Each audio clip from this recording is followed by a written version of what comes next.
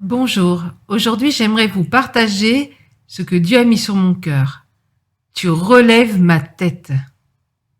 Jérémie 52, 31 à 34 nous dit: La 37e année de la captivité de Joachim, roi de Juda, le 25e jour du 12e mois, Évil-Mérodach, roi de Babylone, dans la première année de son règne, releva la tête de Joachim, roi de Juda, et le fit sortir de prison.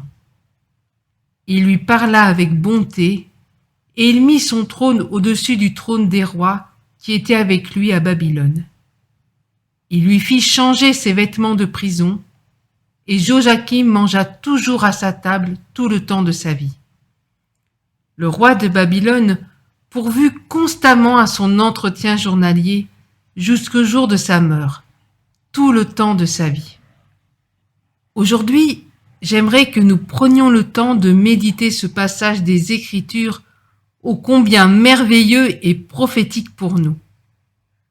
Joachim était en captivité. Pourquoi? Il nous est dit dans 2 Chroniques 36, 9, Joachim avait 8 ans lorsqu'il devint roi, et il régna 3 mois et 10 jours à Jérusalem. Il fit ce qui est mal aux yeux de l'Éternel. Voilà donc le pourquoi de sa captivité. Il fit ce qui est mal aux yeux de l'Éternel. La première des choses est que beaucoup au sein du peuple de Dieu sont aujourd'hui en captivité. Nous pourrions dire que c'est l'ennemi qui les a mis dans celle-ci, mais pourquoi? Parce qu'ils ont fait ce qui est mal aux yeux de l'Éternel.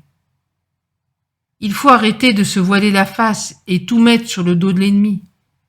Il est grand temps de reconnaître nos erreurs et de dire « Seigneur, j'ai fait ce qui est mal à tes yeux. » Joachim était roi.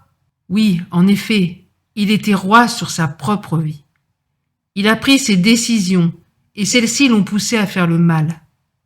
Ne sommes-nous pas ainsi parfois? Ensuite, ce texte parle du roi de Babylone. Je crois que le Seigneur veut parler à plusieurs aujourd'hui à travers ceci. Le roi de Babylone était celui qui avait toute autorité. Nous savons que notre roi, le roi des rois, a toute autorité et qu'il fait ce qu'il veut et quand il veut. La parole de Dieu nous dit dans Lamentation 3.22 « Les bontés de l'Éternel ne sont pas épuisées, ses compassions ne sont pas à leur terme, elles se renouvellent chaque matin. Oh, que ta fidélité est grande !» Oui, Dieu est fidèle, et ce même si nous sommes infidèles. Lui reste fidèle, et sa bonté n'est pas épuisée. Aujourd'hui même, il veut manifester sa bonté envers toi et relever ta tête. Peut-être que cela fait plusieurs années que tu marches lié et la tête baissée, mais aujourd'hui est un jour nouveau. Dieu va relever ta tête. En relevant celle-ci, Dieu va te donner une autre vision de tout ce qui t'entoure. Quel Dieu merveilleux! Ensuite, le roi met le trône de Joachim au-dessus des autres rois. Oui, quand nous bénéficions de la grâce imméritée de Dieu, nous sommes assis avec lui dans les lieux célestes, assis au-dessus de toute autre autorité ou esprit méchant, lavés et purifiés par le sang de l'agneau. Deux actions qui sont différentes mais complémentaires. Puis, le roi lui fit changer de vêtements. Le vêtement de la malédiction due à ton péché est ôté. Terminez les vêtements de bagnard. Au lieu de cela, un vêtement de louange, un vêtement blanc. Si l'on te reconnaissait partout à cause du vêtement de bagnard que tu portais, aujourd'hui les gens te reconnaîtront à cause de la nouvelle robe que tu portes. Isaïe 61.10 nous dit « Je me réjouirai en l'Éternel. Mon âme sera ravie d'allégresse en mon Dieu, car il m'a revêtu des vêtements du salut, il m'a couvert du manteau de la délivrance, comme le fiancé s'orne d'un diadème, comme la fiancée se pare de ses joyaux. » C'est ce que Dieu va faire pour toi aujourd'hui.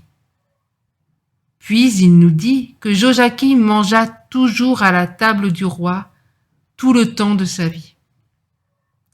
Le repas est un moment d'intimité, un moment convivial, un moment de partage. Et c'est à un tel repas que le Seigneur t'invitera jour après jour. Tu mangeras l'aimé du roi, le pain de vie, Jésus lui-même. Ésaïe 55,2 nous dit « Pourquoi pesez-vous de l'argent pour ce qui ne nourrit pas? Pourquoi travaillez-vous pour ce qui ne rassasie pas? Écoutez donc et vous mangerez ce qui est bon, et votre âme se délectera de mets succulents. » Oui, chaque jour, c'est ce qui nous est réservé, une table en face de nos adversaires et des mets succulents à notre disposition, la parole de Dieu, la manne fraîche de chaque jour qui descend du ciel. Il nous est dit également que chaque jour, tout le temps de sa vie, le roi pourvut constamment à son entretien journalier. Oui, chaque jour le Seigneur prendra soin de toi, et ce tous les jours de ta vie. Il marchera à tes côtés, te portera quand ça ne va pas, te dirigera, te comblera. Oui, je suis émue en vous partageant tout cela. Comme je me réjouis de ce qui va se passer dans ta vie. Aujourd'hui est un jour glorieux. Le roi de gloire fait son entrée dans ta vie et comme le dit un chant, toi, Seigneur, tu me couvres d'un bouclier, tu es ma gloire et tu relèves ma tête. Ce texte a été écrit en juillet 2018.